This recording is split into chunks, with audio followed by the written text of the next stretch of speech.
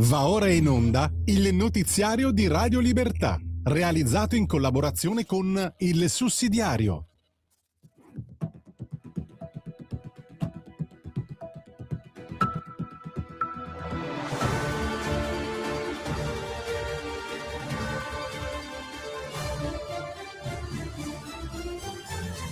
Sono le 13. Benvenuti al TG di Radio Libertà, in collaborazione con il sussidiario.tv di oggi, 18 marzo 2026. Meloni sfida il fronte del no sul referendum giustizia e lo fa dove fa più male, davanti ai giovani, fuori dal recinto, in un podcast popolare. La Premier porta la separazione delle carriere lontano dalle corporazioni e la riporta tra la gente. Dietro il referendum c'è un conto molto concreto. Innocenti rovinati, soldi pubblici bruciati, carriere distrutte da un sistema che si protegge da solo. Il sì non è una bandiera di partito, è una reazione. In Iran è morto Ali Larijani. Teheran minaccia vendetta. Il conflitto sale lungo l'asse Beirut-Baghdad-Hormuz. Chi piange il regime deve ricordare cosa ha esportato per decenni.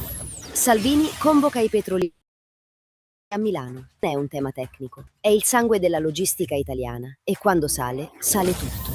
Sullo stretto di Hormuz l'Italia sceglie il realismo. Alleanze sì, subordinazione cieca no.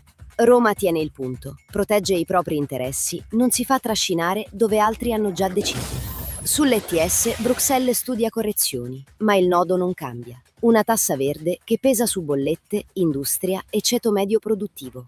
L'Italia chiede realismo, dall'Europa arriva ancora dogmatismo. Questi i titoli e ora vi raccontiamo tutto, punto per punto. Meloni sfida il no.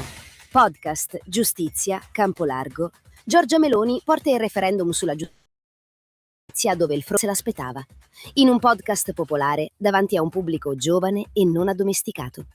La Premier insiste sul merito, separare le carriere, rompere il circuito delle correnti, rimettere al centro il giudice terzo. Strappa la riforma dalle mani delle corporazioni e la riporta tra la gente. Dall'altra parte resta un fronte del no che suona come una saldatura tra opposizione politica, sindacato e magistratura. Molto rumore sul governo, molto meno coraggio sul sistema da cambiare. Giustizia, i conti non tornano. Gli il CSM.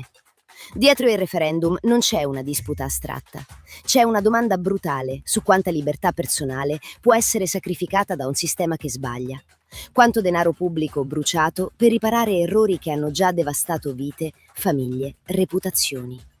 È qui che il sì prende forza, come reazione a una macchina autoreferenziale protetta da correnti e meccanismi di autoconservazione. La separazione delle carriere e il sorteggio al CSM puntano a una giustizia meno politicizzata. Il va sempre agli stessi, innocenti e contribuenti. Colpo al regime iraniano.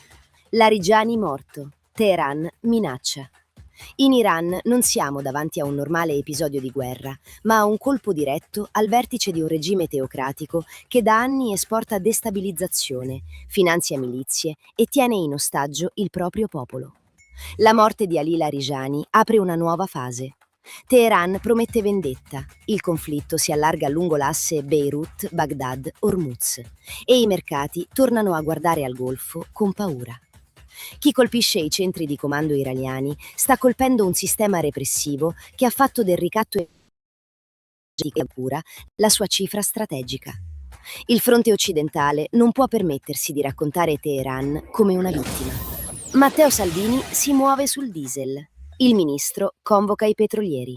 Matteo Salvini porta il confronto dove i cittadini chiedono risposte.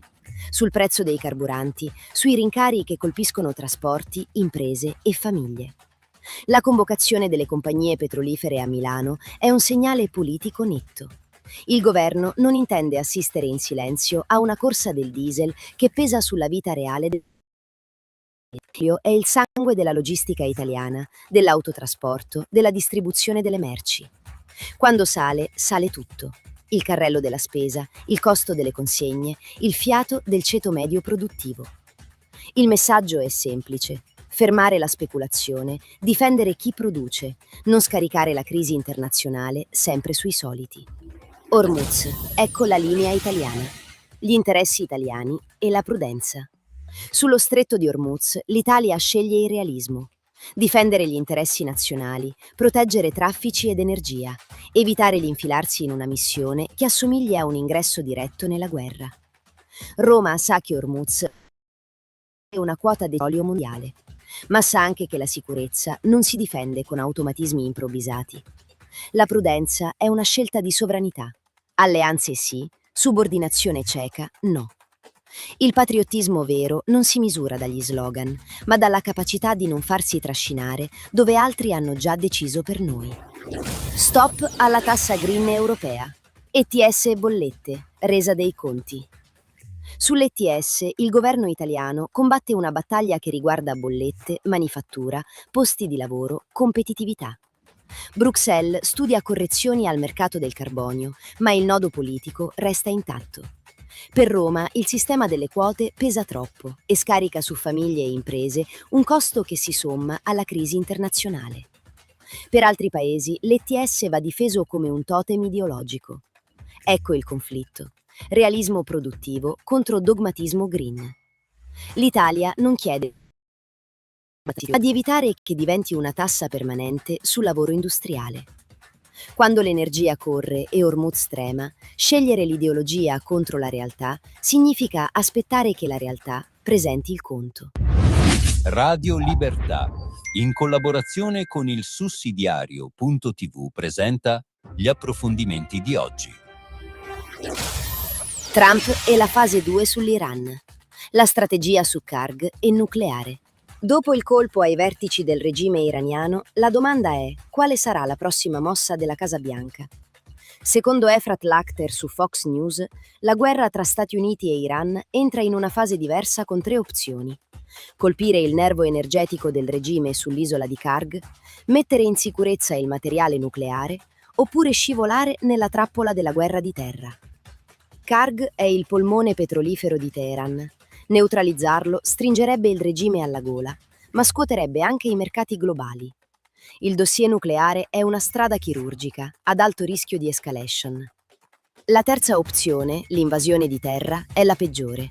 Guerra lunga, costosa, regionale. Trump deve trasformare il vantaggio militare in pressione strategica, non regalare agli ayatollah la palude che cercano. È questa la fase 2. Perché il sì rafforza la giustizia. Giudice terzo e PM autonomo. Nel suo articolo su ilsussidiario.net, Antonio Pagliano è netto. Il sì al referendum non mette in pericolo la democrazia. L'allarme del fronte del no ha deformato la campagna. Il cuore della riforma è rafforzare la terzietà del giudice, separare chi accusa da chi giudica. Non è un colpo di mano, è una normalizzazione. Sul punto più contestato, Pagliano è chiaro. Separare le carriere non significa mettere il PM sotto il potere esecutivo. L'autonomia del PM resta. Cambierebbe il cortocircuito che oggi tiene troppo vicini giudice e accusa nella stessa carriera. Sul correntismo ricorda che la magistratura non ha mai fatto vera autocritica dopo lo scandalo Palamara.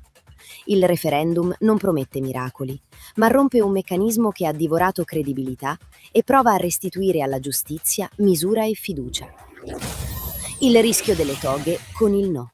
Il caso francese. Nel suo approfondimento su ilsussidiario.net, Nicola Berti mette sul tavolo un tema esplosivo. Il rischio che il no al referendum trasformi la magistratura in un contropotere permanente rispetto alla politica eletta. Il ragionamento parte dalla Francia di Macron, descritta come una democrazia sempre più deformata, dove la crisi istituzionale si è intrecciata con la neutralizzazione giudiziaria di Marine Le Pen. Segnale di un'Europa in cui la politica viene condizionata sempre più dai corpi non eletti. Berti applica questo schema all'Italia.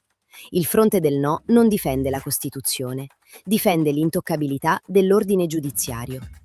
Una vittoria del no consacrerebbe l'idea che nessun Parlamento possa mettere in discussione il potere delle toghe, non un equilibrio tra poteri, ma un salto nell'autoreferenzialità corporativa. Il richiamo alla Francia non è un vezzo polemico, ma un avvertimento. E con questo per oggi è tutto. L'appuntamento con il TG di Radio Libertà in collaborazione con il sussidiario.tv torna domani alla stessa ora. Buona giornata. Avete ascoltato il notiziario di Radio Libertà, realizzato in collaborazione con Il Sussidiario.